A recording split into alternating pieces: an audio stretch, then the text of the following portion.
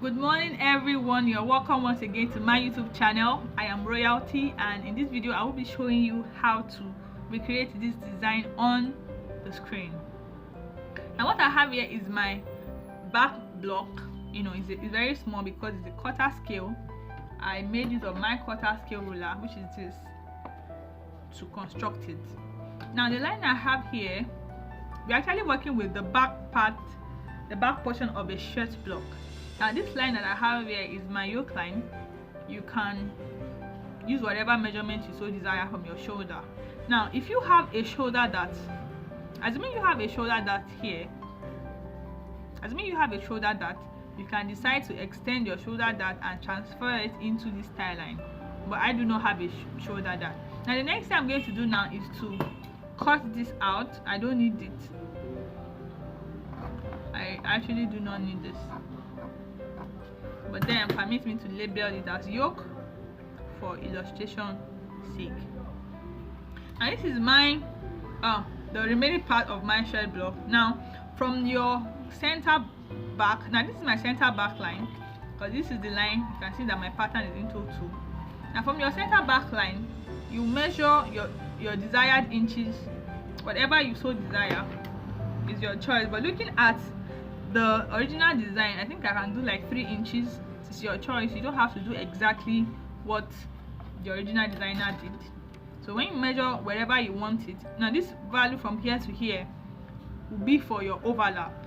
The next thing you're going to do is that from that point you connect it down to the M, whatever way you want it.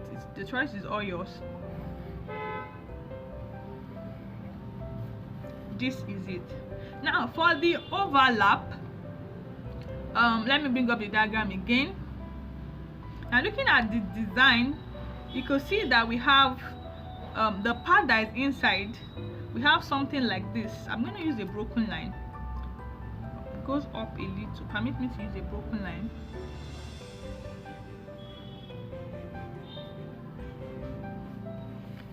You see that overlap, like this space, as if it's under, looking at the design. Now but before we go further, I want to recreate this line. I just want to know where it stops here. So I'll be making use of my tracing wheel, so I just need to know where this one is. So this is the line.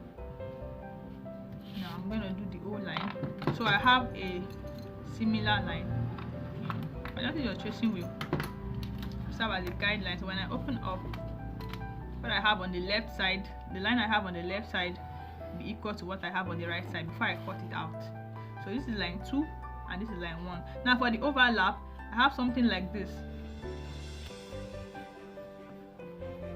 What I'm going to do right now is I'm going to trace out from here to here to here, like this. I'll do that now. This is what I have. I have traced it out. You can see this is the shape. I have traced out with the brown paper, but the other thing I did was that I actually cut it on fold. So I have 2 this way, but then it's on fold. Now the benefit of this method is that you can decide to change the shape of the overlap whatever way you want it. Now assuming you want it to be this way, you just have to trace out all of this and you have a bigger space. But then since we are working with this original shape, this is what I have, which is very fine. So what I'm going to do right now is I'm going to slash this line all the way.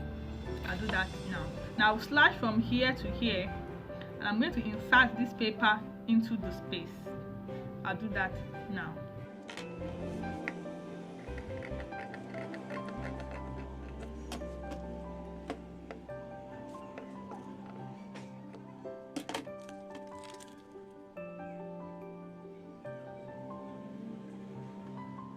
So far this is what we have done. I have taped this tape into it. Now looking at the back, this is what I have here. So it's easy for me to just crease here, and when I bring it back, I have it this way. So when you bring it this way, you can actually, when you sew as clothes, you're able to look into it just like the design, and the back will just look this way. Now for this other line, I would just extend the line into the brown portion, as you can see, and I will slash.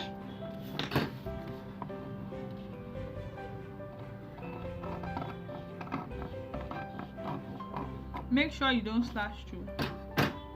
Now for this other side, you'll be making use of a piece of contrasting paper as well. Now the other method you can go about this is that you can just get any piece of brown paper you are not using and just slash and spread as much as you desire. Any one you desire is fine.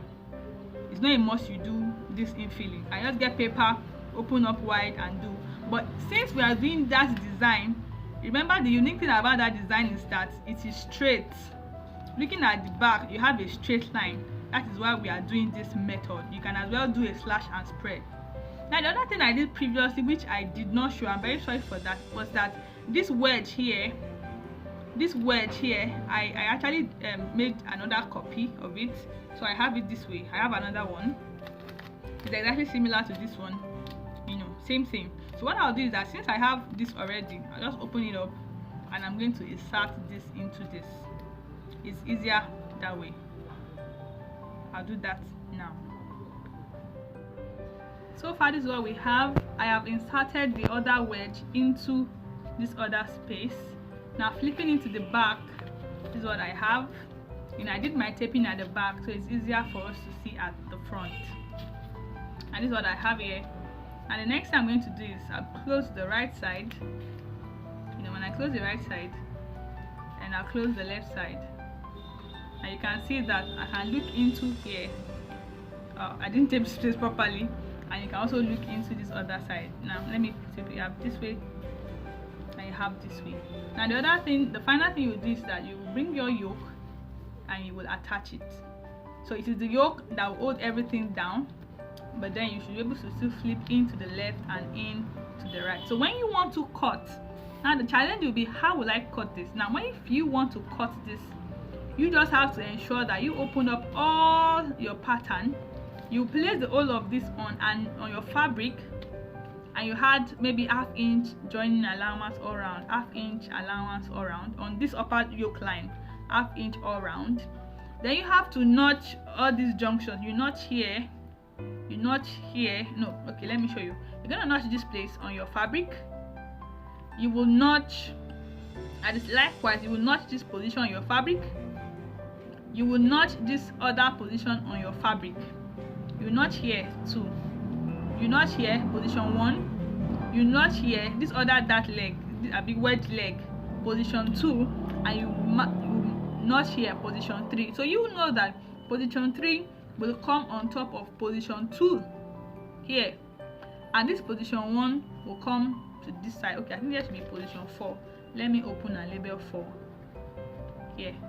So you know that position 3 will come on top of position 2 this way, and position 1 will come on top of position 4. So when you hold it this way, it's not going to open up. You have a nice design, and the back will look this way. Now it is your yoke. Remember, as you can see that the M line aligns. So you have your ½ inch here, and you're going to take your yoke and attach it. I hope this is helpful. Thank you so much. Please like and subscribe to this video. Thank you.